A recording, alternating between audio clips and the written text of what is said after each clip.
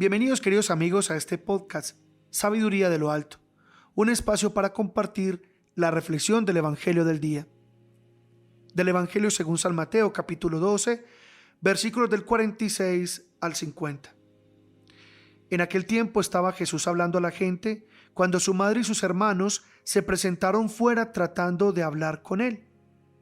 Uno se lo avisó: «Oye, tu madre y tus hermanos están fuera y quieren hablar contigo». Pero él contestó al que le avisaba: «¿Quién es mi madre? ¿Y quiénes son mis hermanos?». Y señalando con la mano a los discípulos dijo: «Estos son mi madre y mis hermanos.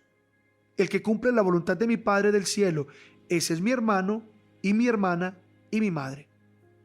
Palabra del Señor. Gloria a ti, Señor Jesús. Nos presenta un hermoso texto el Evangelio de San Mateo. Un texto que en no pocas ocasiones ha sido mal interpretado, ha sido objeto de discusión y lamentablemente de división. Un texto que le da pie a quien no cree en la virginidad de María para decir: mire que ella no es virgen, pues dice el texto que ella tuvo más hijos. Todo por una errada interpretación del mismo. Sin embargo, les propongo 3 razones bíblicas para defender la virginidad de María sin ser las únicas. La primera razón: si usted lee los 4 primeros versículos del Evangelio de San Lucas va a decir lo siguiente: que él ha decidido, después de haber investigado diligentemente la palabra de Dios, escribirla por su orden, para que conozcamos la solidez de las enseñanzas que hemos recibido. Y de las muchas cosas que San Lucas encontró es que María era virgen. Dice San Lucas que el ángel Gabriel fue enviado por Dios a una ciudad de Galilea llamada Nazaret, a una virgen desposada con un hombre llamado José. El nombre de la virgen era María.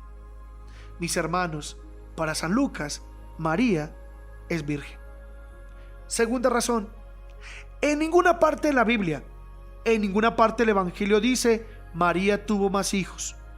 En ninguna parte. En ninguna parte de la Biblia dice los hijos de María. No existe cita alguna.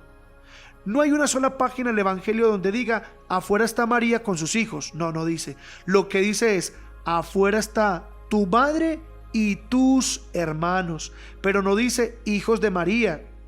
En ninguna parte ni siquiera lo dice en la Biblia de los cristianos no católicos.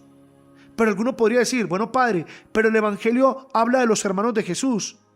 Es verdad, Jesús tuvo más hermanos, pero no son hermanos de sangre, no son hijos de María. La palabra hermano en la Biblia hace alusión también a los parientes cercanos, a los primos, a los sobrinos, a los tíos. Y nunca se habla de los hijos de María. Habla de los hermanos de Jesús. ¿Y cómo podemos comprobar que esos hermanos de Jesús no son hijos de María? Muy fácil. 1 Corintios capítulo 15, versículos del 5 al 6. Busquen esa cita y se van a dar cuenta de lo impresionante que es. 1 Corintios 15, 5 al 6, que dice que Jesús se apareció a Cefas y luego a los 12, y después se apareció a más de 500 hermanos a la vez, de los cuales todavía la mayor parte viven y otros murieron. Pregunto, hermanos, ¿cuántos hermanos según la Biblia tenía Jesús? Más de 500 hermanos. Ahora yo les pregunto, ¿podemos decir que esos hermanos de Jesús eran hijos de María? No. ¿Puede una mujer dar a luz más de 500 hijos? No. Tercera razón: la virginidad de María es una señal, la señal de que ya ha venido el Mesías. Isaías 7:14 dice: pues bien, el Señor va a darles una señal. He aquí que la virgen está encinta y va a dar a luz un hijo y le pondrá por nombre Emmanuel. Les cuento, 700 años después se cumplió esa señal. Mateo 1, 22, 23 dice: todo esto sucedió para que se cumpliese el oráculo del Señor por medio del profeta. Ved que la virgen concebirá y dará a luz un hijo y le pondrá por nombre Emmanuel, que traducido significa Dios con nosotros. Es que sí, hermanos, María es virgen, Pero si decimos María no es virgen, entonces Jesús no es el Mesías, porque esa fue la señal que nos dejó el Señor, para que el mundo sepa que ha llegado el Mesías. Mis hermanos, la palabra de Dios es muy clara y muy santa, como para ser interpretada a la ligera y hasta con intenciones dañinas y perversas, con tal de difamar a la Virgen María, siempre pura, siempre casta, siempre santa y siempre virgen. Además, Jesús en este pasaje evangélico no está menospreciando a su madre, todo lo contrario, lo que está haciendo es ensalzarla y ponerla como modelo, porque ella precisamente fue una fiel oyente de la palabra de Dios. Es más, ella fue la que más perfectamente ha cumplido la voluntad de Dios cuando dijo: he aquí la esclava del Señor, hágase en mí según tu palabra.